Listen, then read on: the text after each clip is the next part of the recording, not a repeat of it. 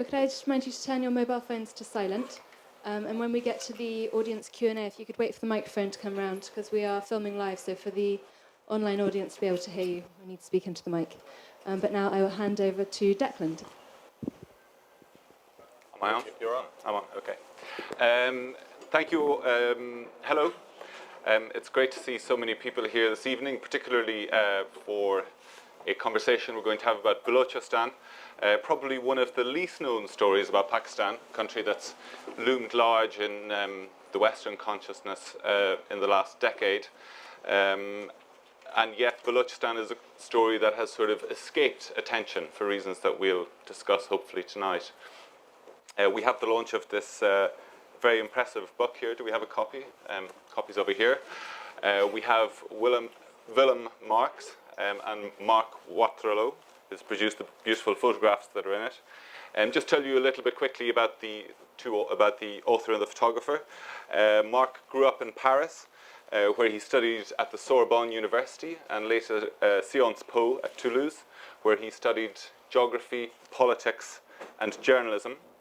His photos from Balochistan won the Anthropographia honorary mention and have been exhibited in New York, Geneva, Spain, and in Paris.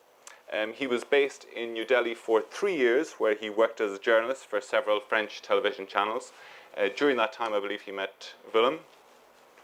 He's currently based in Beirut with his family, where he works as a documentary filmmaker in the Arab world. Willem is a British-Dutch journalist. Over the past decade, he's traveled on assignment to more than 40 countries across 5 continents. His writing has been published in the Financial Times, the LA Times, the Boston Globe, the Sunday Times, the Daily Telegraph, and magazines such as Prospect, Business Week, and Harper's. He's worked as a television producer and a reporter for ABC News, Sky News, CBS, and Al Jazeera, and he's currently a correspondent for Bloomberg TV based in New York City. Before we get started, I'm just going to speak very briefly, which is the most you're going to hear from me tonight, hopefully, just to set the scene, if you like, about Balochistan itself. Balochistan is... Do you want to get the map up? If we have a map, that would be great, actually, yeah. There we go. So this is Pakistan, as you can see. Balochistan is Pakistan's largest province. It covers about 42% of the country's land mass, but has the smallest part of the population, probably about 5%, which at the moment will be about 10 million out of Pakistan's 200 million people. It's a province that is beautiful, sprawling and beautiful, as you'll see from the photographs we're going to see from Marc later. It's also a place that's got great natural riches. It has extensive deposits of natural gas that supplies most of Pakistan's gas needs.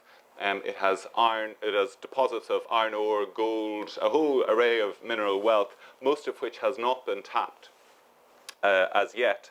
It's also a province that's rich in intrigue and in criminal wealth. It's a main drug trafficking route for drugs, which are heroin in particular, which is produced in Afghanistan and which travels across Balochistan down to the Arabian Sea and is also smuggled through Iran. It is also a home of insurgents of many different hues and shapes. I suppose in the West it's most famous in recent years for what's broadly referred to as the Quetta Shura. That's the leadership council for the Afghan Taliban, which has been believed to be based in and around Quetta, which is the capital of Balochistan. But despite all of the sort of natural wealth, it's actually a desperately poor province. It's a place that has the worst health and education statistics in Pakistan, probably in the region. And its people, who for a shorthand we'll call the Baloch, even though Baloch is an ethnicity among many, but the Baloch feel increasingly distant from the center of Pakistan, from the federal government. The Baloch, or certainly some of the Baloch tribes, were reluctant Pakistanis when the state was formed in 1947. There was a brief uprising at that point, and since then there have been 4 major insurgencies until recently. The 5th started about 10 years ago with an attack on Chinese workers who were helping to build a port in Gwadar, which is down on the coast, and it's been going strong since. This insurgency is a story that I've had a particular interest while I was based in Pakistan. It is a place, it has turned into a very bitter, nasty dispute on both sides, it has to be said. The Pakistani army has sought to quell the insurgency, which is led by a number of different groups, the biggest of which is called the Baloch Liberation Army, the BLA. And it has conducted a very brutal campaign against dissidents. So human rights groups in particular and some journalists have brought to the fore this concept of what's known as disappearances, where people who are associated with the insurgency or indeed with nationalist politics, hundreds of them have disappeared over the years. Many of them, their bodies were later discovered on the roadside bearing marks of torture. So there's been a lot of attention about that, certainly within the international press and to some degree in the local press. And this phenomenon, where originally was something that actually had very little press coverage in Pakistan, has now become increasingly prominent, even to the point where we had the Supreme Court holding hearings in Quetta a couple of years ago, trying to seek answers, particularly from the military, who've received most of the accusations of being responsible for these disappearances. On the other hand, but I suppose the Baloch story hasn't had a huge amount of international coverage, partly because it doesn't tick a lot of the boxes that are usually associated with Pakistan coverage about Islamism and the Taliban and so on. It's also because it's a very dangerous place to report from.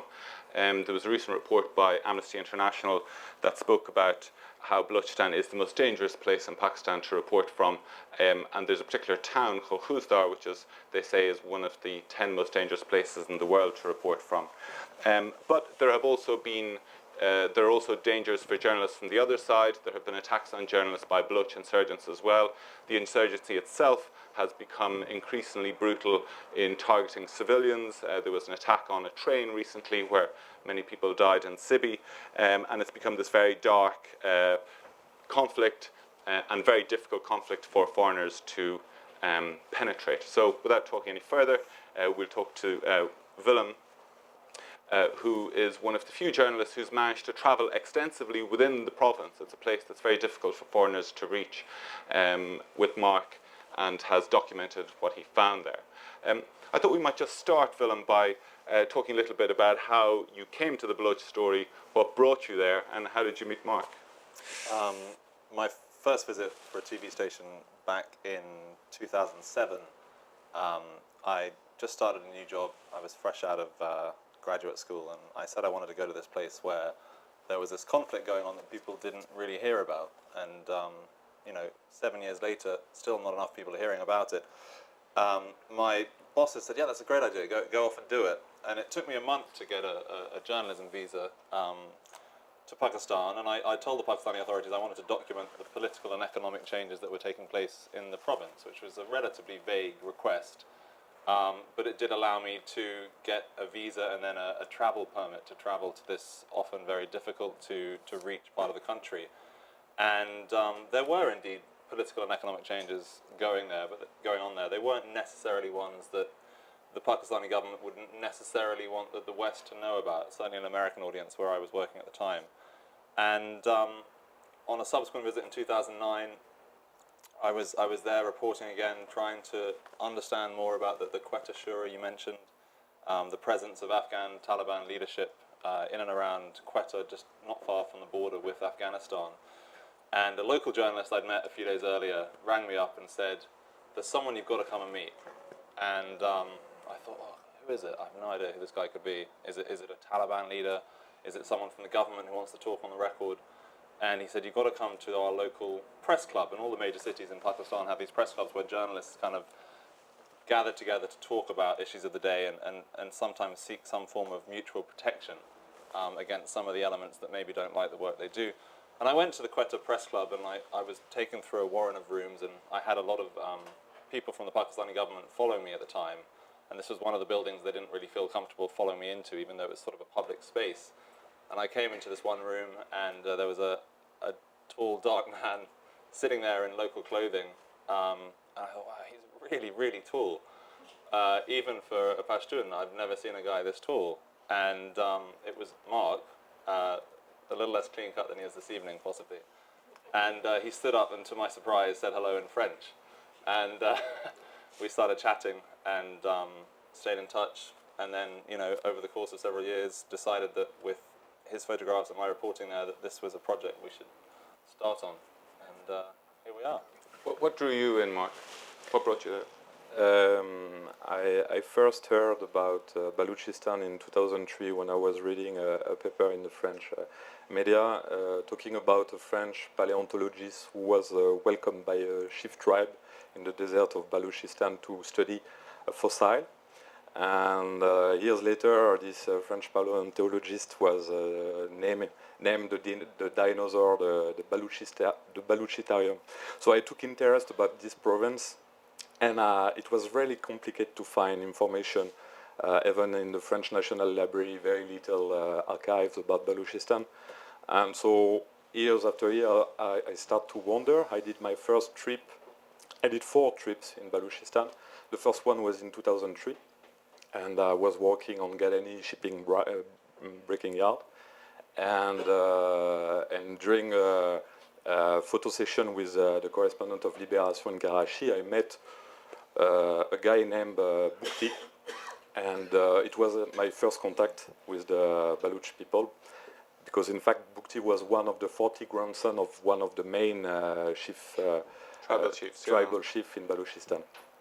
So the story starts like that for me in Balochistan, and years after years I took more and more interest about Balochistan, and with this start I start to find a network going from a place to another without a proper visa, because I didn't find support in French media to cover Balochistan. Everybody don't know about Balochistan. They don't take care about what's going on there. So I decided to do it by myself, and so that's why I went the first time, and yeah, there we are. Willem, when you went there the first time and for subsequent visits, you were working for an American TV production company, I think, or a TV company. How did you manage to get them interested in Balochistan? Not a story on the American radar much at that point. Well, I said I wanted to go there and do 2 separate stories, and the one that they were most attracted by, and this was in 2007, was about a Baloch militant leader based on the border between Pakistan and Iran, and the 2 areas there, the 2 countries there meet along this artificial border that was kind of drawn up in the 19th century.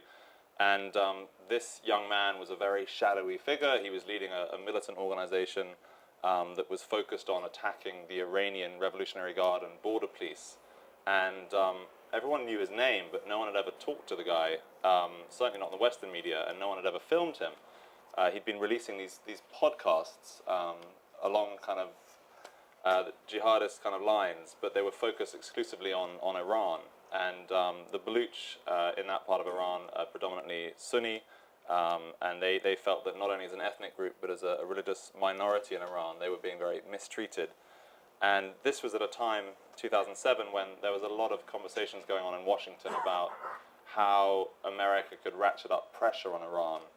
And one of the many rumors swirling around was that the Americans, through the Central Intelligence Agency, were funding these groups on the periphery of Iran, including the Baloch, one of the many minorities on Iran's sort of border regions. And so I wanted to go and meet this young man who. So this was the leader of Jundullah? Yeah, this is the leader of Jundullah, very charismatic guy called Abdul Malik Rigi. And he and I, when I finally met him, turned out we were both very young, and he was in charge of this pretty extensive militant network of several hundred fighters, which had been essentially, from a very subjective viewpoint, embarrassing the Iranian military, because they'd been very successfully carrying out these attacks on military installations, government installations, killing quite senior members of the Revolutionary Guard. and it wasn't something that Iran was very used to. And did he see himself as, you have Baloch in Balochistan principally, but also obviously in Iran, also some in Afghanistan. Did he see himself as part of a greater Baloch nation, or what was his... No, it's very interesting. So for many of you maybe don't know much about this, the Baloch are split between these three countries, Pakistan, Iran and Afghanistan, as an ethnic group. And so in a sense they're a bit like the Kurds that we've heard so much about over the last probably 30, 40 years, split between Iran, Iraq, Syria and Turkey. And the Baloch in Pakistan now see themselves potentially as part of this wider Baloch nation, much like the Kurds in Iraq have managed to carve out this enclave, the Kurdistan regional government there, and are now thinking of supporting Kurds in other surrounding countries. Abdul Malik Rigi, however, really didn't have any time for the Baloch outside of Iran. He was very much focused on the sectarian differences between his people and the Iranian Revolutionary Guards. And I think that was principally because a lot of the Sunni mosques in that region of Iran, which is known as Sistan Balochistan, it's the same sort of name, had been getting bulldozed over that period. And a lot of people were being arrested. Because these people are mostly Sunnis. Right, so it was a sectarian difference, and so although he identified himself as Baloch, it was much more in the religious context as a difference between himself and the rest of Iran. And even then, he wasn't talking about a separate Baloch state, whereas many of the Pakistani Baloch do talk about that. He was much more focused on creating a kind of federal system in Iran. He was a very well-read young guy. He'd read a lot of his political history. What did he say about these accusations that the CIA was funding him? He said, I think there'd been a Cy Hirsch story, is that right? Yeah, there was a lot of stuff going around at the time, and he, of course, denied it vehemently. Subsequently, I did determine that although he had never met with the CIA, or in fact taken any funding from the United States, he had met with the United States military, the Joint Special Operations Command, at the time in Afghanistan. And because the border region between Iran, Afghanistan and Pakistan is so incredibly porous, for people like him and other militant groups, it's incredibly easy to cross these borders. There's no real fence. There's very few border patrols. It tends to be very, very remote and rugged mountain and desert regions. So he'd gone to Afghanistan to meet with the American military on one occasion, and that may have been behind these accusations he was getting funding from the CIA. And you met him just inside the border. Yes. On the Pakistani side? Yes. And did you have any sense how he was able to move around so freely there? Is it just that the Pakistani state didn't have much control, or did you feel there was some element of support? Or I asked him about that as well, and it's difficult to say. The Iranians have long been very angry with the Pakistani authorities in that particular region of their two borders because they believe that the Pakistani military in some way, or the border forces, must be allowing this guy to operate with some level of impunity. Subsequently, he was handed over by the Pakistani government to the Iranian government and executed. So whether that impunity suddenly ended or not, I'm not quite sure. But it's just very, very remote. And these guys rely on networks, family on either side of the border. There are members of his tribe in Iran, but also in Quetta, who've been there for generations. So I think it's very much a case of they don't see the border as being particularly relevant to them, especially when it comes to commerce. A lot of smuggling happens around there. You've mentioned the heroin, but also a lot of gasoline travels from Iran into Pakistan in that region. So outside of the major border posts, it's very easy to cross, from what I understand from people like him. Well, where that meeting took place was close to the Makran coast, which is really a part of Balochistan at the very southern part of the province, just north of Karachi. It's a little piece of coastline that goes towards Iran. You can just see it here running along the bottom. Very difficult for foreigners to get access there. In fact, for lots of Pakistanis, quite difficult to go at the moment. There's a lot of insurgent activity right now.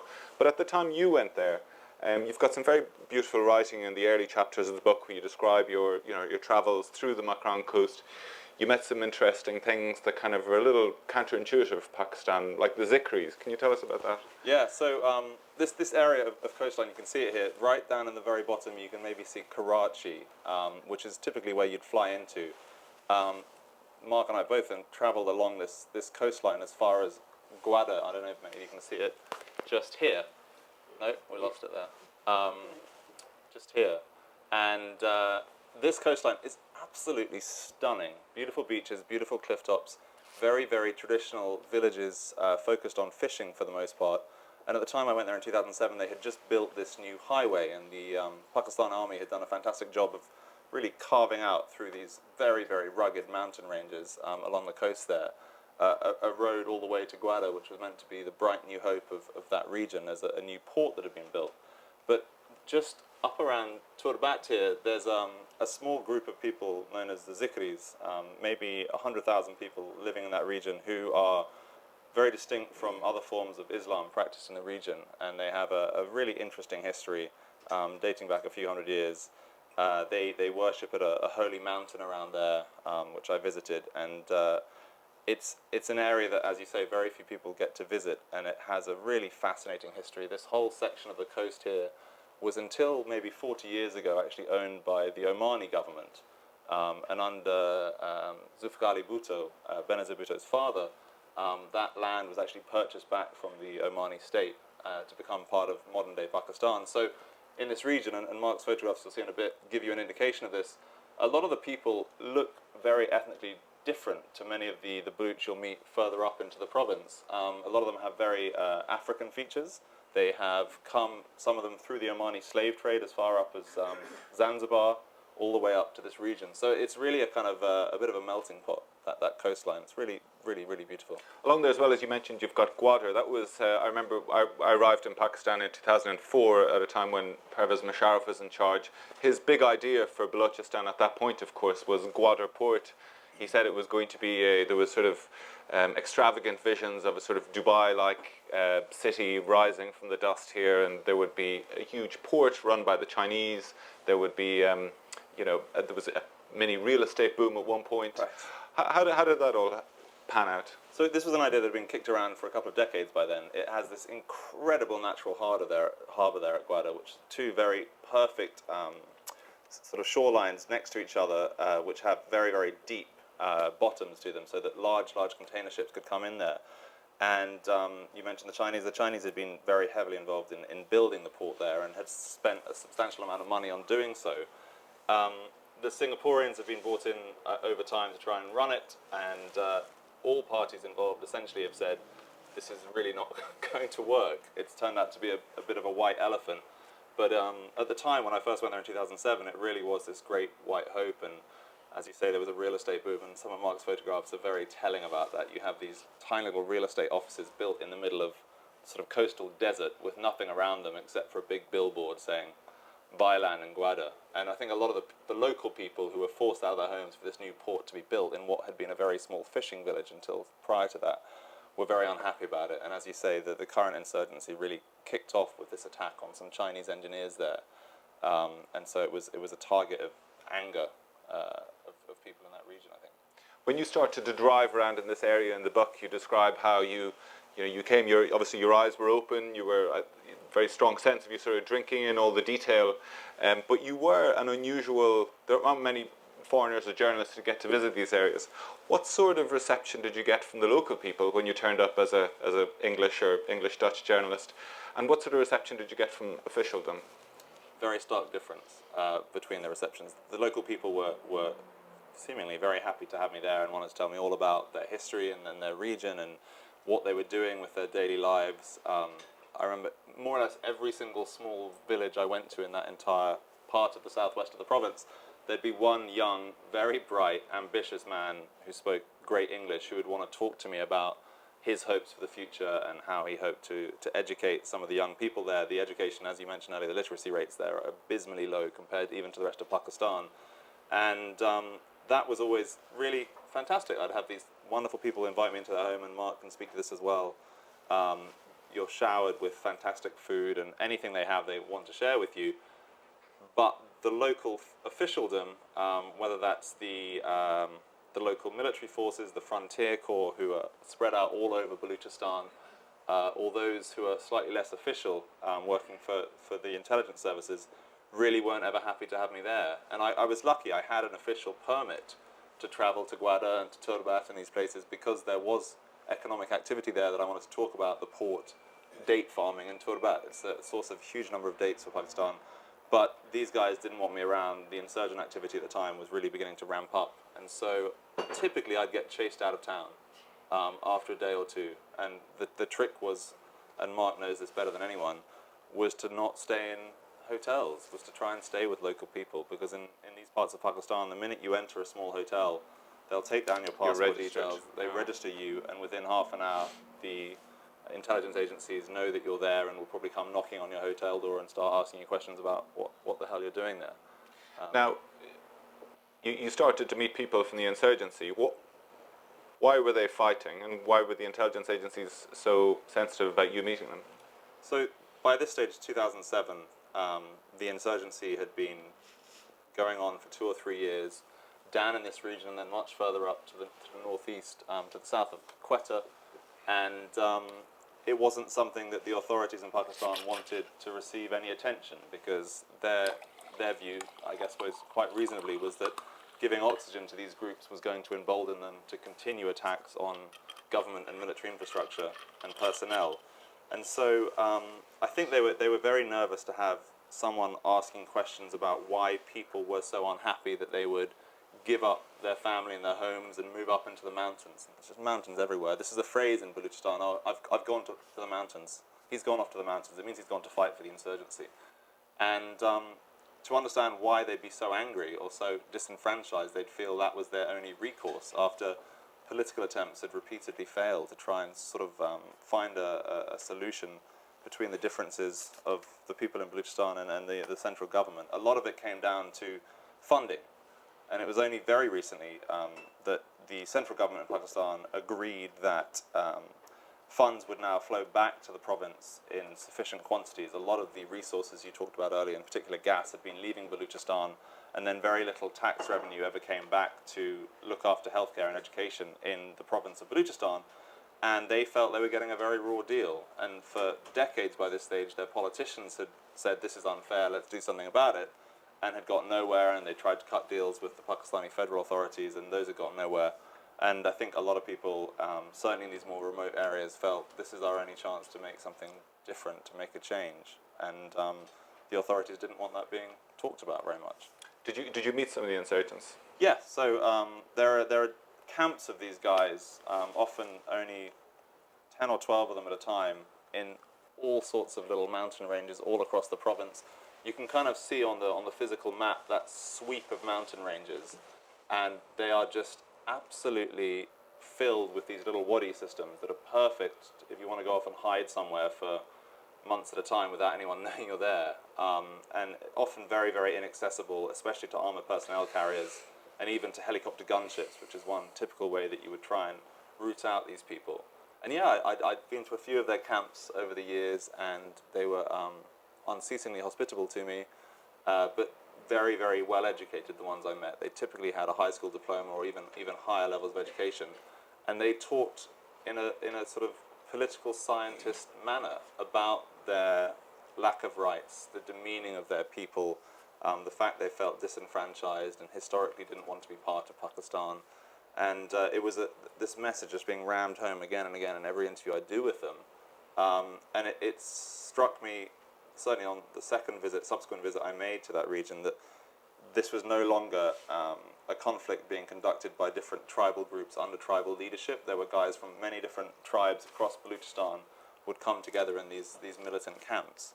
And from time to time they would be found and attacked by the Pakistani military, and obviously many of them killed. But then another one would spring up somewhere else. So it was a very loose network and affiliation between these different groups. But they did communicate with each other. They would talk to each other over long-range radio systems. And it was something that they were seemingly building together as an insurgency. Did you get to meet any of the military people when you were there? Did you, what was their, what did they say to you? What was their attitude? Often this was under unpleasant circumstances. I'd have been held somewhere, detained, and taken to an office to get dressed down by a major or a brigadier. What the heck are you doing here? You know what happened to Daniel Pearl, that kind of thing. And some of them were obviously incredibly charming, and said, look, we know this is a problem going on, we're doing our best to solve it. But the counterinsurgency strategy you've talked about, I think you just described it as brutal, and people like Human Rights Watch and Amnesty International have used similarly tough terms on it, have made it very difficult to take at face value for a reporter these protestations that we're really trying to help the people here. And my skepticism was always aroused when they'd start talking about, we just built a new school nearby, or don't you see we're trying to educate these savages? And those kinds of phrases were used by Pakistani military officers I met, and it was pretty shocking to me that they were talking about their countrymen with that kind of language. So yeah. Because, of course, Pakistan is composed of all different nationalities, such, I mean, Punjabis, Pashtuns, you met some Pashtuns down there. Yeah. The army's perspective presumably is to say, well, you know, we are a nation and these people have got to Accept that fact. accept that fact, right? Absolutely. And the Baloch counter-argument is to say, Well, we're only part of your nation since 1947, and before that, the British kind of pushed into this area, and we had some kind of deal with them, depending on which tribe you were part of and which area you lived in. And suddenly, in 1947, unwillingly, some of us were dragged into a new country that we didn't believe was one we wanted to join. So there's that historical grievance, which, you know, is pulled up by every single Baloch nationalist you'll meet. The reality is, in the modern sort of nation-state system, is that you should, in theory, find a political means to satisfy those differences and that grievance. And I think some of them have just found that very difficult to do politically. If that makes sense. Mark, were all of your trips with Willem, or did you move around on your own as well in Balochistan? Yes, I did. We met in 2009 in the press club in Quetta, but before that I was traveling alone in Balochistan with the help of different kind of people, students, activists, militants, even politicians. They all welcomed me very nicely. I was like a king in their home, and it was. Did a you way ever worry to about your move around. safety? Sorry? Did you worry about your safety? Yeah, and especially at the beginning, because I didn't know where I was going to, and I was not confident at all. I just read some piece of paper about the BLA and the insurgency without knowing truly what will happen to me. So at the beginning, yes, it was quite scary. But for my point of view and my experience over there, I always was a guest as a king. My way of traveling into Balochistan was always with public bus and or even train, low-cost wagon train. So I didn't had so much problem with the authorities. The only part of Balochistan where it was truly a problem was Gwadar, where you talk about it. I was with Baloch working for the UN, and I was walking around trying to take some pictures, and one time a guy come to me and asked where I was coming from. I didn't, I was pretending that I was not speaking at all in English, and like 10 minutes after, dozens of armed guys were around me, so I just had enough time to give a call to my contact. He came with a UN car, I was getting in, and just an hour after I was driving fast with someone I didn't know to Turbat in the desert to avoid any complication. So I think I was lucky most of the time in Balochistan, yeah. Just speaking about the trains, there was a big an attack on a civilian train that killed a number of people some weeks ago, was claimed by a new splinter group. There's also been attacks by insurgents against Punjabi settlers. The whole thing has, it seems that the sort of cycle of unpleasantness has now gone on both sides. Is there a sense that the Baloch nationalists, who in the beginning were just fighting against the military in quite remote areas, have they eroded any of their kind of moral claim, do you think, by their actions in recent years? I think definitely. I think in the early years, as you say, they were attacking small military outposts and camps, and they could, I think, in the global forum say, look, we are waging a war against a foreign military, and whether that was right or not is not my place to say, but that was certainly something that they could point to their attacks and say, this is what we're doing. And I think now there was a horrific attack on a train a few weeks ago that left a lot of civilians dead. It's a stunning route. I mean, you've taken the train up to Quetta, built by the British in the late 19th century. And historically, one of the ways that the Baloch insurgencies announced their presence is to attack this rail line, try and blow up parts of the railway, and try and attack some of the rail sort of carriages. But this time they blew up a carriage as it was stopped in a station, and a huge fire ensued. And I think that as an outsider who doesn't necessarily have a dog in this fight, that morality, that moral high ground is definitely being pulled from under the nationalist movement every time there is an attack on a civilian by a group that claims to be part of the Baloch insurgency.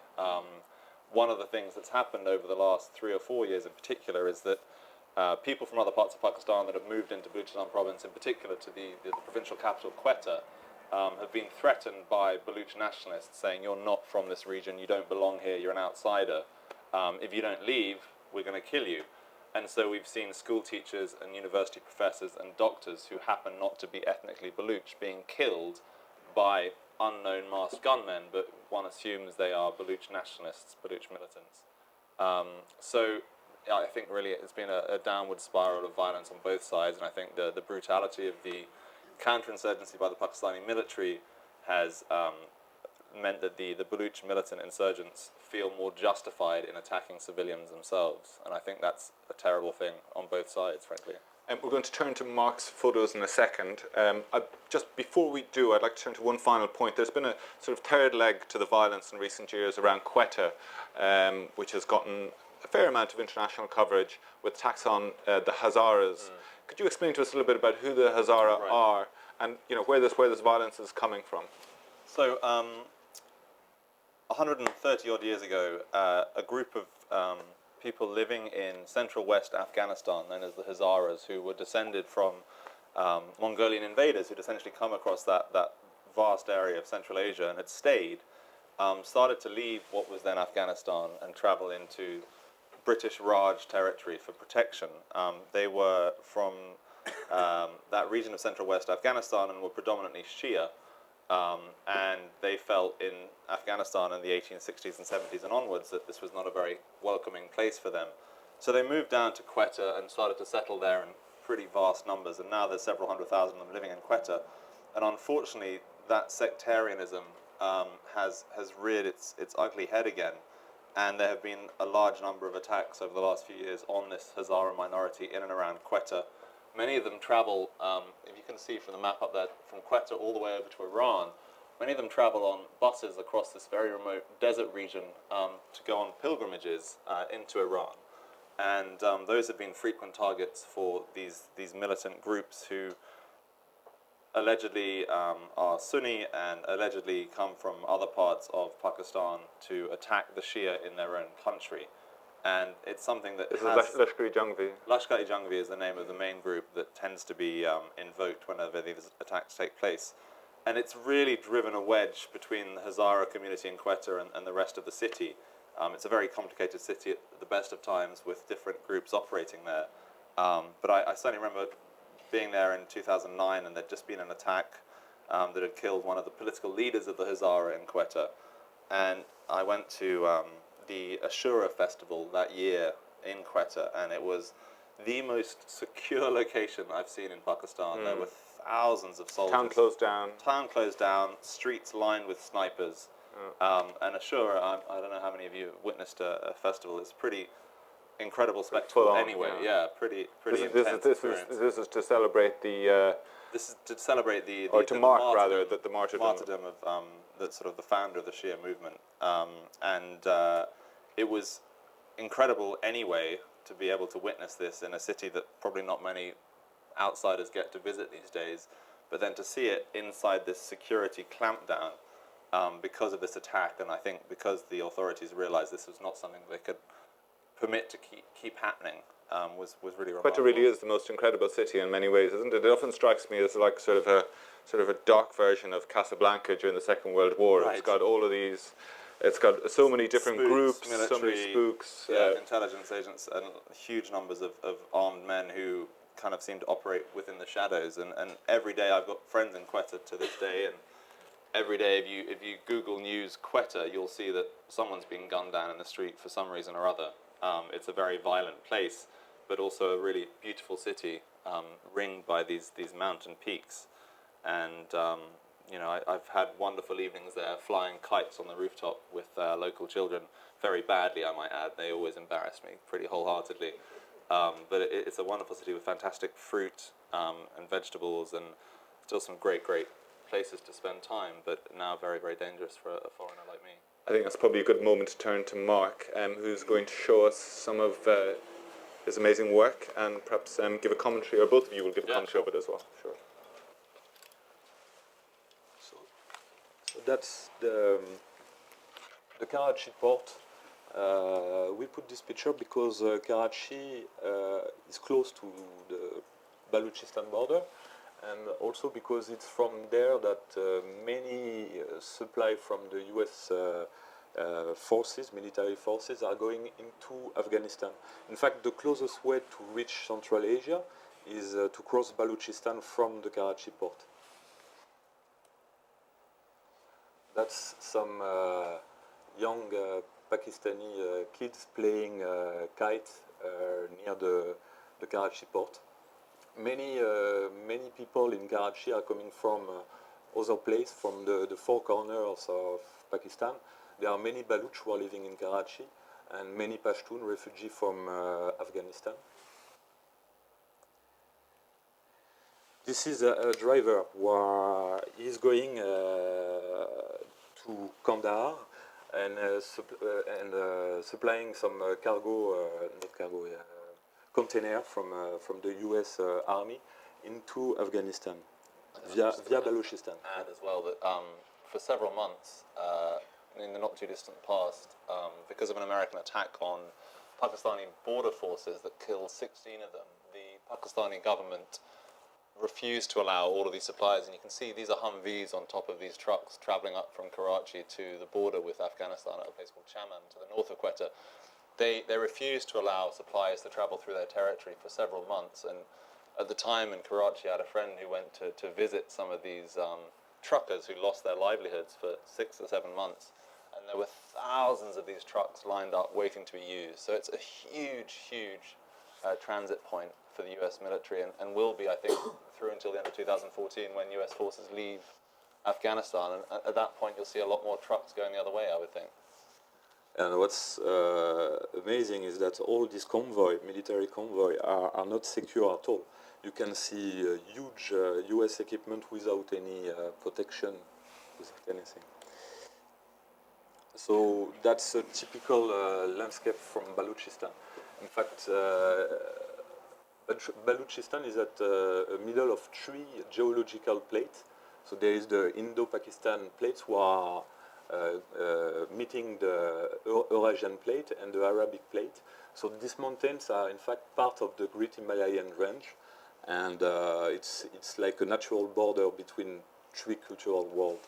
Now, the people who live in these areas, what are they doing? It looks... There is no agriculture apart from some oases near the Iranian border, but most of them are growing cattle, sheep cattle. So they were semi-nomadic, and they are still for some of them. Historically, the Baloch were very nomadic people, and they lived in these tent structures that they would travel around looking for pasture, and that's what's really changed over the last 40, 50 years. And population centres have kind of cemented themselves into the slightly less hostile parts of the region. But it really is incredibly hot, incredibly dry, and you do question why would humanity choose to settle here. Yeah, and a good place for spies. You spoke about the CIA earlier. I think it's in a region somewhere like that where they had a drone base. They operated from near a town called Karan, and at the same time as this attack on the airstrike on the 16 Pakistani border police. Ended up with 16 of them dead, I should say. They stopped supplies through Balochistan and also requested that this base in this place, Karan, be closed down. And the history of this base, it's actually not far from where this photograph was taken, is fascinating. The Pakistani government allowed the Emiratis to use this airstrip for their private jets to go falcon hunting. And the Emiratis, in turn, leased it to the Americans with the approval, the rather quiet approval, of the Pakistani authorities. And I think the Times of London broke a great story focused on that airbase at around this time, where they managed to use aerial photography to show some of the Predator drones that were based in this region of Pakistan, which I think hugely embarrassed the Pakistani authorities. And because they were using this to carry out drone attacks in Kandahar, because it was very, very close to Helmand and Kandahar. Okay. And also in the tribal belt. In the tribal areas, also not too far away from there. So it was embarrassing for Pakistanis who had publicly been criticising these drone attacks to then be found to have these drones based in their country, and I think it was probably very upsetting for the CIA operating the base that they were no longer able to use it. Yeah. Yes. That's a Pakistani flag near Gadani. Gadani is a place not far from Karachi, but in Balochistan, where huge super tankers are coming to be dismantled, and it was one of the biggest in the past, but now there's tense competition with the Bangladesh shipbreaking yard and the Indian one. This is a worker coming out a super tanker who are on the beach and who are almost ready to be dismantled. And we can see on his end there is like he got a skin disease. Yeah, skin disease.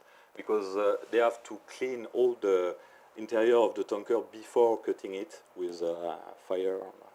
This is some workers who are taking rest on the up of a tanker. This place, I mean, really is hell on earth when I visited there. It's the last place you would ever want to have to work to make a living. You're surrounded by chemicals and oil, and these guys are working in 8, 10, 12-hour shifts trying to slowly break up these enormous super tankers. Where do the tankers come from? They're sort of retired all over the world. tankers. Yeah, it's one of the places. It's now. It's like in Bangladesh. They've got a place as well. Yeah. It's a lot smaller now than it used to be, but it was a place that people from all over Pakistan could come and find work, with typically the exception of the Baloch who are from that area, who didn't like this kind of labor and considered it kind of the antithesis of their nomadic culture. Anyway.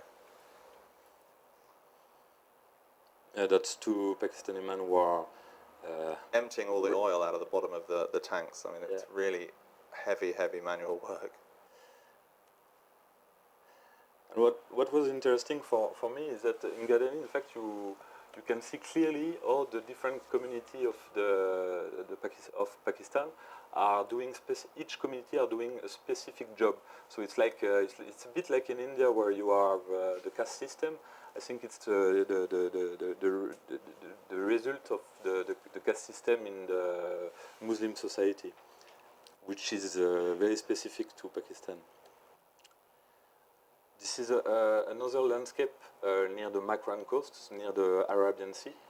Yeah, we can see that it's very dry, only few trees are growing, and I guess it's not enough, and they have a huge water supply problem in Balochistan.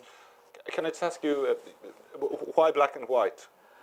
Because during my first trip, I was shooting in black and white film, and after we decided with Willem that it was a more elegant way to show how Sense work. the place. It looks very timeless, you know.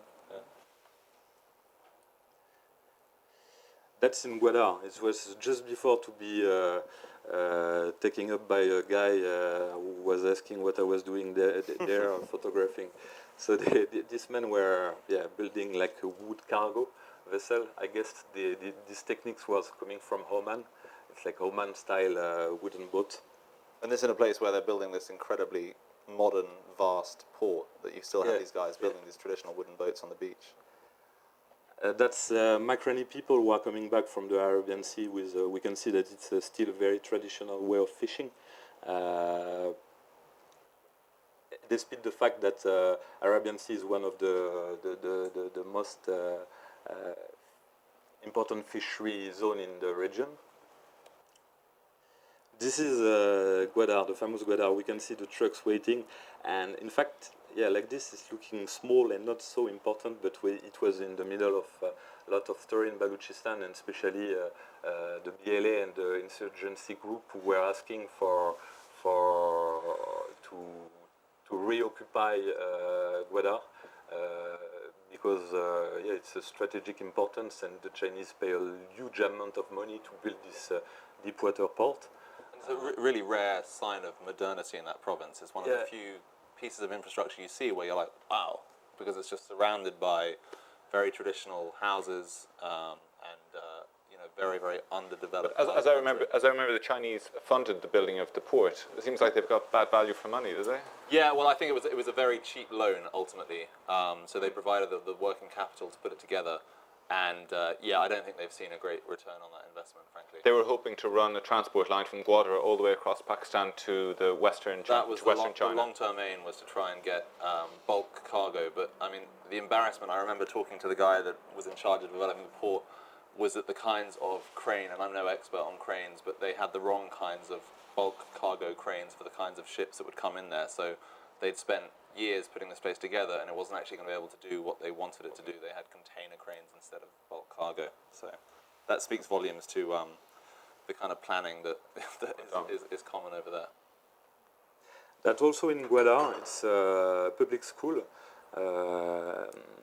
In this classroom, I met girls and boys. They were coming from Punjab. They were coming from different parts of Pakistan.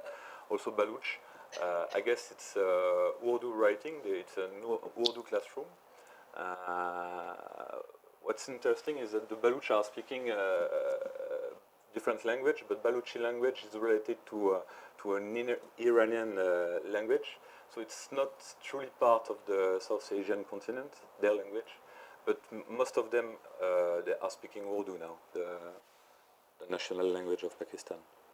And that's one of the other big complaints, I guess, is that their traditional language and culture is not being encouraged, especially in the education system. It's not very often you'll find a school where Baluchi is the main language being used to educate kids. And that's been something, I think people in the UK can recognise with the re-emergence of Welsh, for instance, is an issue that really, really angers a lot of people there, that their kids aren't being taught in their native language. So there is a bit of investment from Islamabad in Gwadar, because we can see in this school that they build different infrastructure around Gwadar who are helpful for the people who are coming in Gwadar, who are living in Gwadar. But the problem also is that Gwadar attracted a lot of investment, or were trying to attract a lot of investment, and especially, and this is a good example, this real estate agency in the middle of nowhere. It's not far from Gwadar, but actually many Punjabi people, for what I know, bought some land around Gwadar, believing that in the near future... There was a lot of speculators, yeah. This is a Baluchi woman. She's living in the refugee camp around Gwadar. It's very close to the city. So it's a mix of internal of Baluchi who came to Gwadar because they thought that it will be an opportunity for them to make a better living, and internal and people from Gwadar who were displaced to this camp. There were many of them all around Gwadar, and this woman was very welcoming. Also, she showed me her tent and her way of doing handmade clothes, Baluchi handmade clothes. Another landscape. So that's the entrance of a coal mine in the northeast Balochistan, not far from Quetta.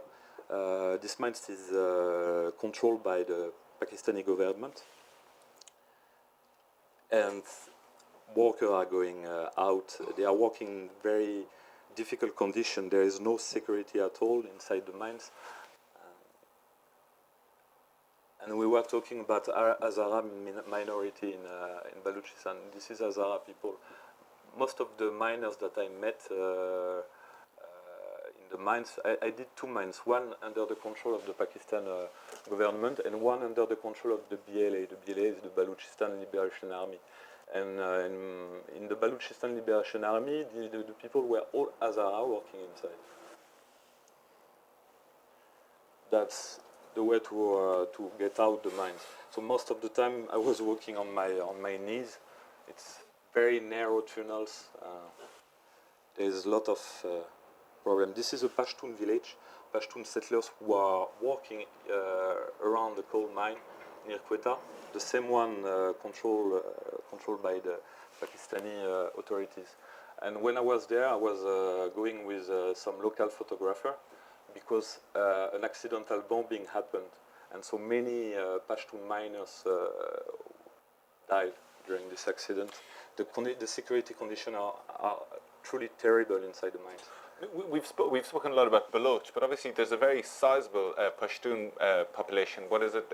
30% of the population? Yeah. Is it maybe more? Maybe 40% of people in Balochistan are ethnic Pashtuns. How does that work? So the northeast corner of Balochistan, which stretches up to the southwest corner of the tribal areas, the federally administered tribal areas, and Khyber Pakhtunkhwa province, is predominantly Pashtun, and it's right along the Afghanistan border. And so Quetta has become the kind of the separation line between the Baluch, who populate the majority of the southwest of the province, and then this Pashtun kind of enclave, if you want to call it that, in the northeast of the province. But they are a very fast-growing population, and a lot of the Afghan refugees over the last 30 years that have travelled into Pakistan have ended up in the northeast of Quetta. And I mean, this is quite a serious problem for, you know, the politicians who support separation of Balochistan, because, okay, so they say we want to leave Pakistan, but the problem is you have a very large part of the population which doesn't necessarily share that view, right? Absolutely, and I think especially in Quetta, that the majority that was once Baluch is now, I think, Pashtun, and so I think that's changed the dynamic there, and you have Pashtun parties like the AMP and stuff who are becoming very, very powerful in the city. And I think, therefore, the idea of a separate state, which a lot of Baluch will talk to you about, is becoming increasingly difficult, just as a logistical concept. I don't think it's going to happen at all. But just in terms of separating parts of the province, the idea of what is Balochistan as a geographical entity in their minds is, I think, probably changing because of that. This is the same accident. I followed the ambulance from the mine to the hospital in Quetta, and this guy is taken care of by doctors and helpers around. So this is my first trip into the insurgency. I was waiting like 2 days in a petrol pump in the middle of the desert to get a clearance from the Nawab, the chief of the Bukti tribe, because I was waiting because the Pakistan army was blocked the road into Dera Bukti. Dera Bukti is not far from the Sindh province in the east of the country. So, yes, this is Nawab Akbar Khan Bukti. He was one of the leaders of the insurgency. It was an unforgettable sorry, meeting. This man was... he was a real character, wasn't he? Yeah. He was very imposing, very charismatic.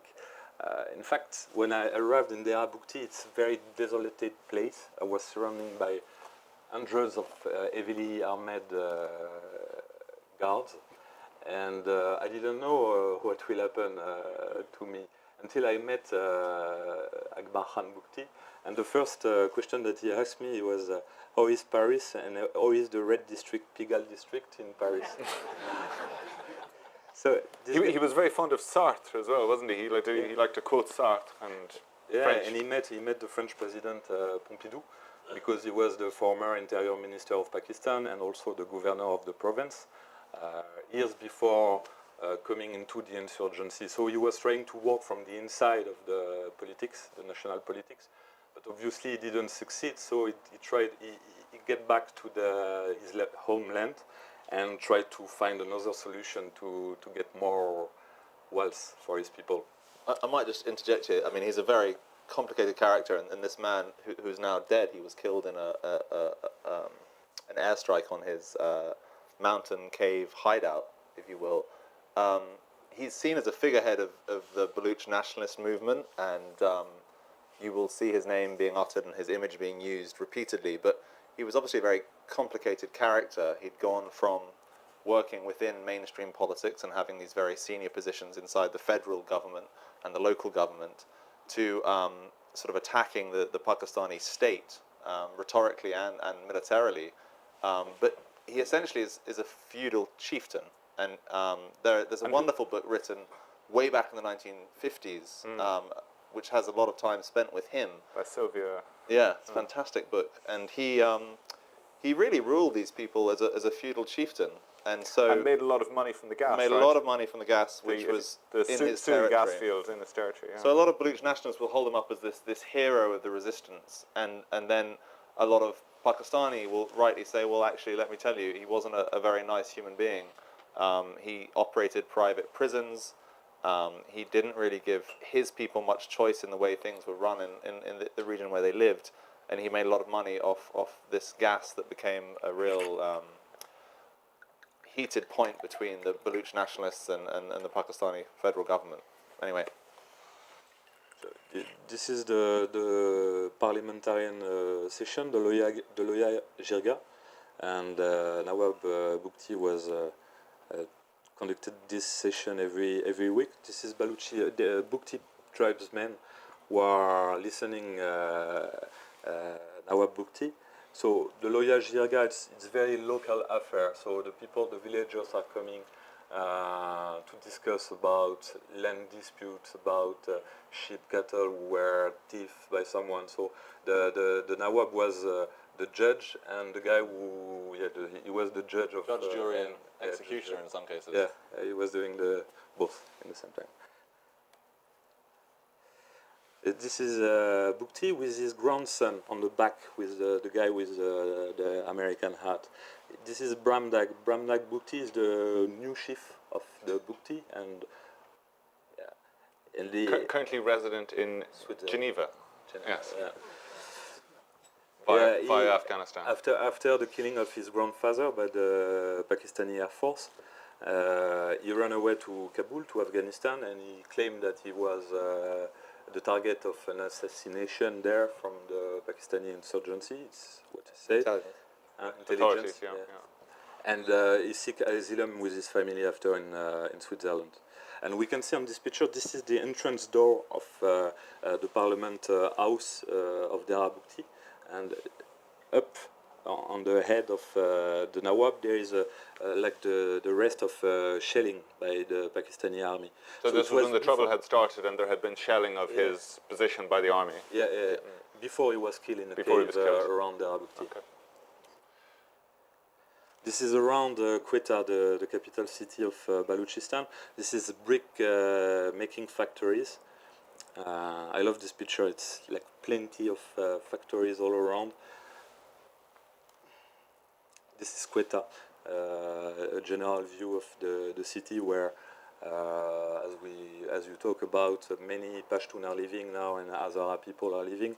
So it's one of the problem between it's one of the problem for the Baloch insurgency. They said that Quetta is now a place for refugee and not for Baloch people.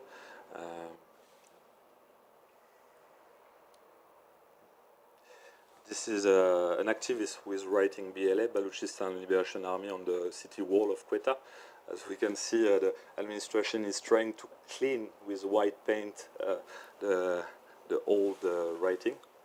It's very interesting when you travel around the province, is you arrive in certain towns and you know the insurgency is strong there because BLA and some of the other slogans of the nationalist movement are all over the walls everywhere. And in the places where the government has a greater degree of control, they have whitewashed them over repeatedly. And you find yourself on a small road in the middle of nowhere in the desert, and there'll be this rocky outcrop, and some enterprising young political activist has got his spray can and written BLA in giant letters. It was a really stark kind of reminder of what was happening at the time. They've not been particularly successful militarily, have they, the BLA? No, I think as a political movement, in terms of gaining support, they've been far more successful. I think as poorly equipped sort of insurgents in that region, they're fighting against one of the largest standing armies in the world, and so I think they've really struggled to make many gains against them. So that's young Baloch kids who are raising the Baloch national flag in Quetta on the top of a bus. It was a day where a huge demonstration happened in the streets of Quetta. Thousands of Baloch were coming from everywhere to scream about their volunteer to get independence, to claim about more rights for their people. And this is like Baloch heroes of the insurgency, and this guy is the son of the guy on the poster with the heavy weapon. Is the son of one of the leader of the insurgency, Kerbak Shmari. He died in Afghanistan a long time ago, but he's still an hero. He's kind of the Che Guevara of the Baloch nationalist movement. You'll see him often portrayed like Che Guevara on posters everywhere. And this is his father in Karachi, I guess. Yeah, exactly. So this man militarily led one of the previous insurgencies back in the 1970s against the Pakistani central government. His tribe, the Maris, were I think, really the only tribe that refused to ever accept any British presence, and their mountainous region made it very difficult for the British to penetrate that area. And then subsequently, after Pakistan won its independence, India-Pakistan won its independence and went through partition, his area was really left alone for a long, long time. And when he took up arms against the Pakistani state in the 1970s, he and his followers were forced out of the region and fled to Afghanistan, where many of them lived. And some of his sons actually live here in London. Many of them from that tribe were educated in places like Moscow. Because claimed to have become a Marxist. Right, exactly. Yeah, he was a sort of feudal Marxist. Right, so the Soviets wanted him to come up and educate his sons there. Yeah, and actually, he dreamed about an independent Balochistan, but with a secular society. All the Baloch that I met, they didn't take so much interest in the fundamentalism in the Islam. So they are like cousin with the Pashtun, but in the same time they don't support at all the Taliban movement. And so this is young girls with the BLA during the demonstration in Quetta. This is a woman who is holding the portrait of his missing brother. Obviously, hundreds of missing persons are disappear from Balochistan. This is the justice court in Quetta, where hundreds of cases are around this employee, because all the families who have a missing person, they come to complain and use the justice, but obviously it's not working. A lot of them are still missing. We should maybe come to a pause here. But just this guy is very emblematic of one of the things you mentioned earlier, the enforced disappearances. This man is called Imdad Baloch. He was taken from a restaurant several years ago by unknown men, and several months later released, and I interviewed him, you met him. He talked about his torture at the hands of these unknown men he assumed were Pakistani intelligence agents.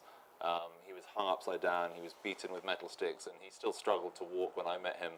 But he's a very good example of how that counterinsurgency against a man who was essentially a political dissident has not really done the Pakistani military any favours, because their attitudes while in detention, while tortured, very often hardened. And so a man like him became not just a vocal supporter of the insurgency, but he very actively took a part in it. And that's happened with hundreds of young men across the province. So it's been a very unhelpful counterinsurgency strategy, I would say, the kidnapping and enforced disappearances. Great. I think we might... we've only got 15 minutes left, I'm afraid. So maybe we'll pull on the lights for a moment, and we'll take some questions from you if we haven't bamboozled you with all these talk about Iranian insurgencies and Pakistani ones and so on. Please come forward. Sir. Sorry, I'm running ahead of myself.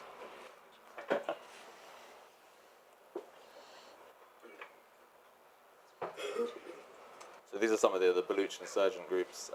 Mark and I went up to this camp where these guys are living in pretty difficult conditions up in the mountains. I think that's my favourite photo from the book, is them dancing around a night-side campfire. Anyway. Sure, we can take 2, 3. Yeah, sure, please, sir. So my question is a little more about the relationship with the Pashtuns. The Pashtuns are, overgeneralization, so religious, and usually not very tolerant of people who aren't. And it sounds like for the Baloch, it's really not that big a deal. It's more just a cultural thing. So, and with potentially the Pashtuns and Al-Qaeda specifically on the ascendancy in Afghanistan again, where it sounds like they also overlap, and not far from places like Kandahar, which aren't the most tolerant necessarily. How do you see that prospect going forward? And logically, you would feel like their room for maneuver is going to reduce.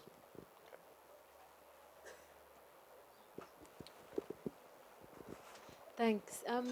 You touched on the role of the Sardars and the critique of them. I was just wondering, as outsiders, what's your assessment of the extent to which they did, or they do in fact, keep their people deliberately mired in poverty and sort of in quite a backward state, Okay. because that's the major criticism of them. Great. Sure. I'm Baloch myself from Iranian side. Welcome. Thank you. I don't know how many other Baloch there are here. As you correctly said, the population of Balochistan is very little, so don't expect a lot of Balochs here. I really congratulate you for the correct knowledge you have for the little short time you have been there. And the only question I'm asking you is, because it's nearly 25, 26 years I'm away from there, what is, you two especially have been there, what's your worst memory and what's your best memory in relation to Baloch people during the time you have been there? I know it has been a very hard time for you. Great. All right. Let's run through those quickly. First, on the Pashtuns and Al-Qaeda. I suppose really we're talking about the Quetta. So the famous thing that Balochistan is known about is the Quetta Shura. Did you see the Quetta Shura? No. Right. I'm not sure anyone has seen the Quetta Shura. Yeah. One of your colleagues got beaten up trying to find out about the Quetta Shura. I mean, it's a very broad question. It's difficult to say that the Pashtuns are more religious than the Baloch. I'm not sure I'd necessarily agree with that in all cases, but in terms of Quetta as a city being split between different communities and finding out who has control of the city. Much more widely than that. I mean, just the whole sort of tolerance of a group that sounds not terribly religious that has quite a bit of geographic overlap. Well, I think what's happening, unfortunately, is that various attacks between different groups in a city like Quetta, which is kind of the focus of that region, probably are angering people on different sides. And so you're having these Sunni extremist groups like Lashkar-e-Jhangvi attacking Hazaras, but then you're also having maybe members of the Pakistani Taliban coming down to that region, the Afghan Taliban coming down to that region, Baloch nationalists feeling that attacks on civilians in Quetta are painting them in a bad light, and therefore they don't appreciate the fact that there are Taliban or other militant groups operating there. It's a really complicated subject, and we could be here all night talking about it, I think. But I don't think the Baloch are thrilled about having, say, Afghan Taliban leadership using Quetta as a kind of a recuperation place for themselves from maybe the battlefields and But they've got less choice now because it's increasingly a Pashtun city, I think. Right. Quetta, yeah. So, I mean, they can't drive, millions of Pashtuns out of the region around Quetta. But certainly the minute you travel north of the city, you're in Pashtun territory, and many people would say Taliban territory as well. Did you get north of Quetta? Did you go towards Pashin, these areas towards the Afghan border? You go up to Chaman is on the border, and then you have towns like Pashin and Lorelei, which are very, very predominantly Pashtun. And that is where I felt threatened, and that may have been in my own mind, who knows. But certainly it was a place where my friends I'd be traveling with from the region would say, probably best if you stay in the car here.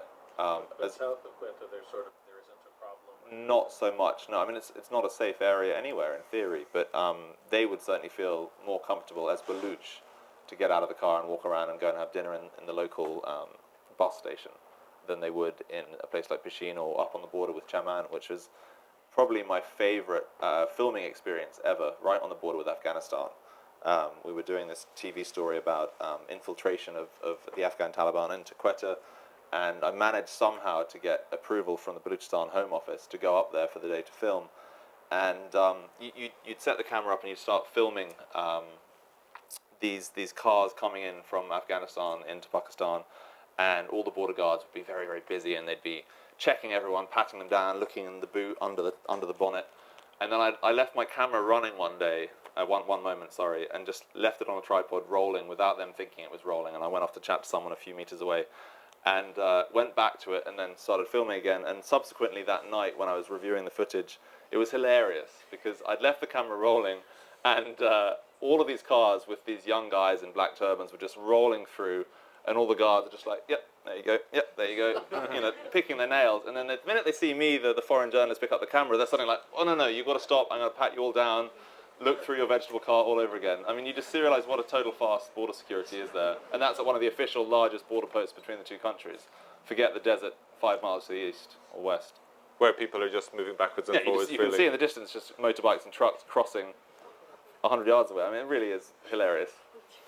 Turning to the Sardars, are they keeping their people in poverty and enslavement?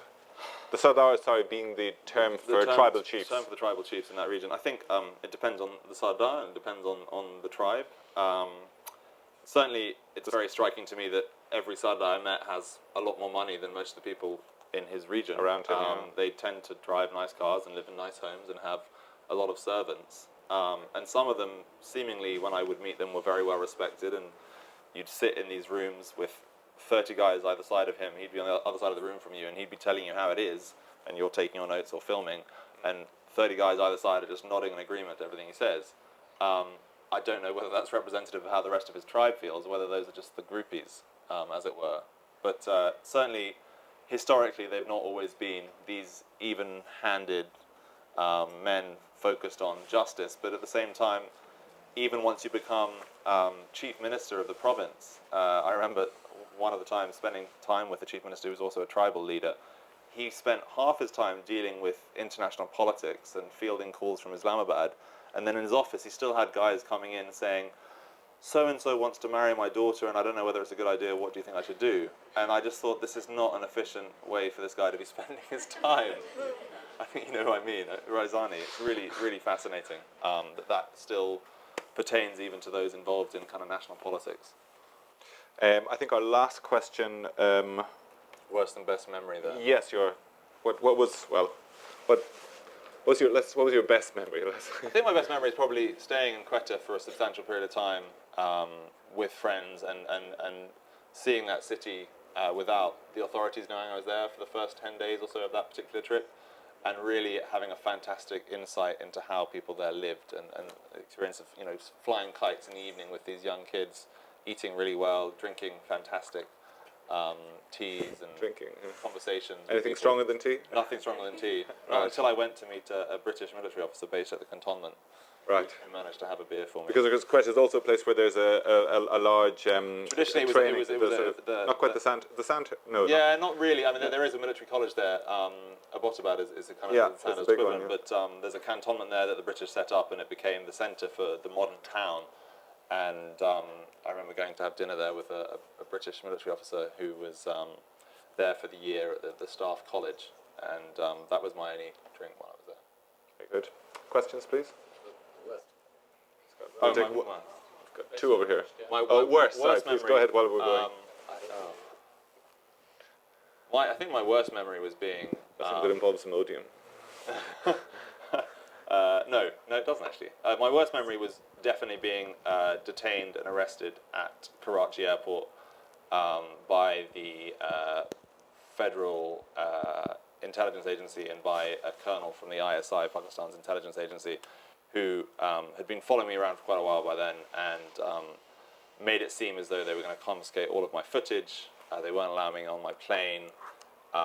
And I really thought, you know what, I've just spent weeks here filming all of this stuff. The backup hard drive I'd put it onto had been seized from a local driver. They'd found out who was carrying it and they'd arrested him and destroyed the drive. So I was really... How did they find the driver? I imagine intercepted phone calls is the only way I can think of it, or someone else tipped them off, but I hope not. So this car was following you with the drive separately? No, it was days ahead of me. I thought I'd send it completely separately. Was the driver hurt? No, he was released after a couple of days. But I was absolutely terrified that my 30 videotapes at the time were going to get taken away from me. And in the end, I got someone on the phone who shouted at the colonel from the ISI, and the colonel from the ISI backed down and said, well, I'm going to take some of your footage, and took one tape, which I offered to him because it was more or less blank. Sacrificial offering. Sacrificial offering that allowed him to keep face. Always important. Okay, yeah. Great. Hi, Sir. My name is Mehrab. I'm from Balochistan. You said about Pashtun in Quetta, but still Quetta is like an island surrounded by Baloch, and then even I met Isfandiar Wali, and I know him personally. I met Achakzai, Mahmoud Achakzai, I know him personally. They are major political party in Pakistan. They're heading two major political, Pashtun political party. Mahmoud Achakzai call himself Pashtun nationalist.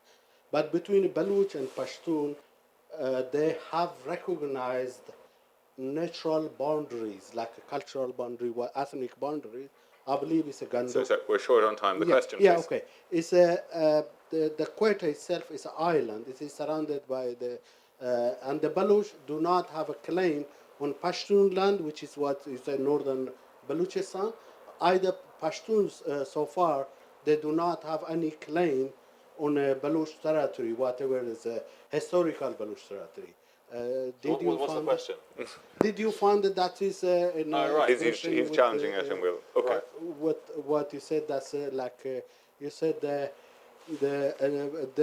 Baloch homeland thing is wading away, every Baloch found a way to have their own land with not having a conflict with Pashtuns. With the Pashtuns. Yeah. Okay. That's my. Thank you. Okay. There's a lady behind. This was really a question to pick up on your first point, Declan. You're saying that the region itself is quite rich in mineral deposits and there's a huge amount of untapped mining potential there. That plus the sort of project around Gwadar port, it almost surprises me that a modern country like Pakistan isn't really going for it with it, untapping all of this sort of economic potential. How much do you think that is a consequence of perhaps an inability to find project finance this with its own resources or to get international companies to invest, or a lack of appetite to really address the insurgency? And do you think that's going to change? I mean, is the insurgency sufficient as a prohibitive factor in to stop investment in these mining and so on? Okay, exactly. Good. Okay, one more, please. Someone just down there in the middle.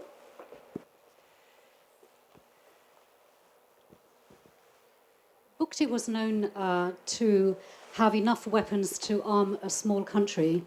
Did you get a feel on your travels as to who actually funds the insurgencies? Okay, yeah, good. Maybe we'll take one more because we're almost out of time, so we'll just, maybe someone at the back. Yeah, sure, there's someone there with a pink shirt. Hi, buddy. You mentioned the time you spent in Quetta with when you were there for 10 days or so, undetected, and you were having a good time with the local people. The young kids you were spending time with, were they? Can you tell us a little bit about their education and what they, maybe in the city most of all, what they were learning in school and what their aspirations were growing up in this kind of complicated area? Great. Okay, great. All right, let's turn to those quickly. Perhaps we'll start with the minerals one. You've got something to say. Yeah, so the question here is it the insurgency that's stopping Pakistanis from exploiting this mineral, or is it a problem with the finance, I think, as you were saying, or investment? I can't get details about this because I'm working on something about it at the moment. But essentially, one of the biggest projects attempted in Balochistan by two separate Western mining companies working together, they spent upwards of $200 million on exploring the region and figuring out what was going to be commercially viable. They put in an enormous bid to the Pakistani and the Baloch authorities, and then found out that the Baloch and Pakistani authorities were basically taking the information they had developed, giving it to the Chinese state company, and saying, can you beat their offer? Is this the copper mining? So this is one of the largest untapped copper reserves in the world. And right now that's in international arbitration both here and in Paris. The joint venture between these two big mining companies seeking pretty terrifyingly large amounts of money from the Pakistani state for essentially scuppering this deal. So in answer to your question, they seem to have a very good relationship based on the conversations I've had with mining officials from these Western companies with the local people in that region. They didn't have a problem with the insurgency because they were able to explain to some of the local leaders who themselves passed on to the insurgency, this was going to be a good thing, this was going to provide jobs for local people. It was purely the duplicity of the authorities that they were dealing with who I think got greedy and were unhappy that these Western companies who are restricted in some senses by Foreign Corrupt Practices Act in places like here in the US weren't able to offer the backhand as they wanted, and the Chinese potentially were. There was a question, we'll go to the question, so the lady asked about Bukti, the man we saw pictured here. She said, who's paying for his weapons? Now, when one speaks to the Pakistan military about Balochistan, a lot of their, it has to be said, I guess a lot of their motivation, if you like, for their actions in Balochistan, they justify by saying India is supporting the insurgents. Did you see any evidence of this? What do you think of this? No, so Bukti himself is maybe a separate instance because he had so much personal wealth, both historically from his family and more recently over the last 60 years from the gas facilities very near to his territory. But, I mean, of the camps I've visited, and I was talking to you about this earlier, these are not guys that are living life particularly Life well. of Riley. Yeah, the life of Riley. Yeah. They're in very remote mountain complexes. They're living off maybe bread they're baking themselves and, you know, lentil stew dal. They've got very antique weaponry for the most part that they have bought from Afghan weapons dealers. They're very near to the border very often. And so the idea that India is somehow funding this insurgency, financially it doesn't seem to be very evident. And if you ever ask a Pakistani government official or military official who tells you this is happening for evidence, you'll never receive any. So as a journalist, being a natural-born skeptic, I find that often It's a difficult problem to take of lack on of face evidence. value. Yeah, exactly. Yeah. But the insurgents did or have benefited from bases in Afghanistan even in recent years. I mean, Certainly it's become a good place for them to mount attacks from inside Afghan territory, but I think that has a lot more to do with the lack of governance in that part of Afghanistan, potentially more than kind of active connivance on the part of Afghan officials. Very quickly, the gentleman asked, so he's challenging your assumption about Quetta and the Pashtuns, and he's saying, look, you know, this isn't a problem for the Baloch insurgency. No, I mean, I'm not sure it's become like a rallying cry for them. We're losing this city, Quetta. It's not necessarily their Jerusalem or anything like that. I think the idea that it is now predominantly Pashtun to the north and predominantly Baloch to the south is a reality. And depending on the neighborhood you're in, you could be in separate countries in a sense. They're speaking different languages and have different cultural customs. I don't think that that's going to be a major focus of their argument for why there should be an insurgency. Great. One or two more. Sorry, there's one more gentleman, please. Go ahead. Hello. Yeah, the lady in front of me asked about where his money came from. So essentially, same question with respect to Rigi. So you established that it's not the CIA. But then, you know, he's keeping a large army in the field, he's sustaining them, he's got sort of the acquiescence, at least, of the Pakistani military. Where's that coming from? Right, so my reporting on Rigi established that he makes a lot of money from kidnap and ransom, which in that border region is not uncommon. So he would kidnap Iranian officials or border police or military personnel and then basically get money off the Iranian state to return them safely, which is not something the Iranian state is particularly keen to publicize, as you might imagine, because it really encourages that kind of kidnapping.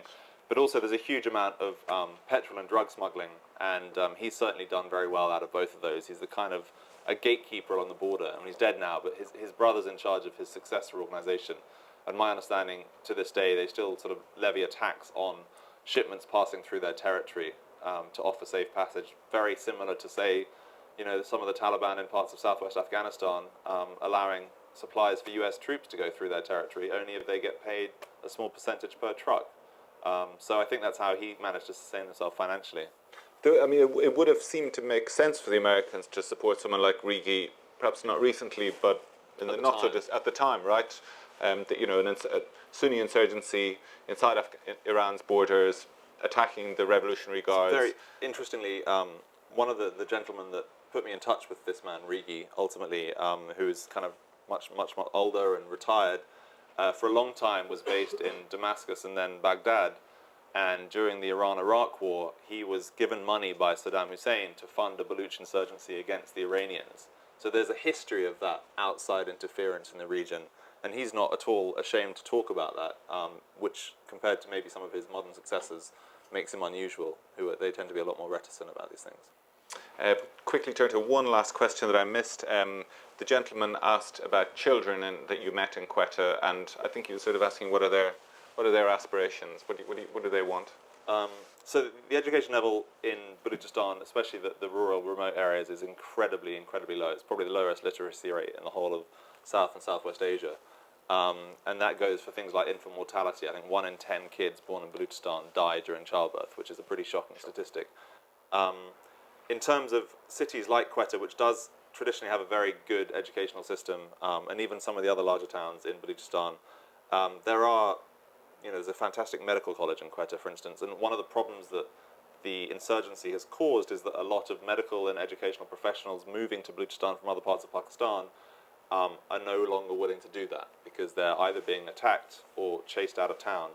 And so I think the kids ultimately are the ones that suffer. If you travel to the north of Quetta, there's a huge number of madrasas, and there's plenty inside Quetta as well. And of course, if you don't have any money but you want your kids to get an education, it's often free at the point of delivery if you go to a madrasa. And so a lot of what we've seen over the border in and around Kandahar is now happening in that region of Balochistan. A lot of young children are growing up being educated in madrasas, and some of the teachings there are maybe not ones that the Western nations in that part of the world have been very happy about. Let's put it that way. If I can reserve the last question for myself. Pakistanis for many years have pointed to a map of Balochistan that's been circulating, particularly on email, which was produced by a retired American military officer called Ralph Peters. Not a very senior one. Not a very senior one, right. So Ralph Peters produced a map, a notional map of Balochistan, where Balochistan would be effectively divided among the neighbouring countries and would be part of a sort of a reshaped Middle East and South Asia. So clearly, this this notional map was this man's a sort of wet dream, I guess, or the dream certainly of the neocons in America. But was taken very seriously in Pakistan for many years, and people would constantly refer to it and say, here is evidence that the West wants to split up Balochistan and, seize its resources and use it strategically against the Iranian government or in Afghanistan or so on. Is there any credence to that idea that you came across? You live in America, that Americans have this kind of a great game view on it? And secondly, do you think Balochistan will remain within Pakistan? Right. I think the first question, important to note that Americans don't know much about Pakistan and Pakistan doesn't know much about America, especially when it comes to levers of power.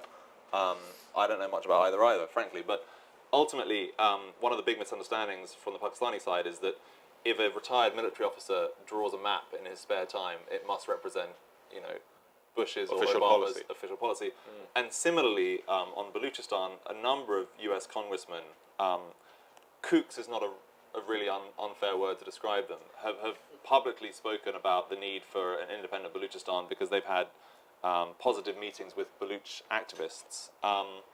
And that then itself is taken by Pakistani officials as, oh my God, the United States wants to do this. And in fact, there's a couple of slightly zany Republican members of Congress who may have made who've held congressional hearings and who've tried to hold congressional hearings, certainly have made comments on the House floor. And of course, you have to remember that has nothing to do with really the way that the executive branch in America follows through on its policies. So I'd say that is something to bear in mind from both sides there. And then as an independent Balochistan, I mean, looking at Scotland here today,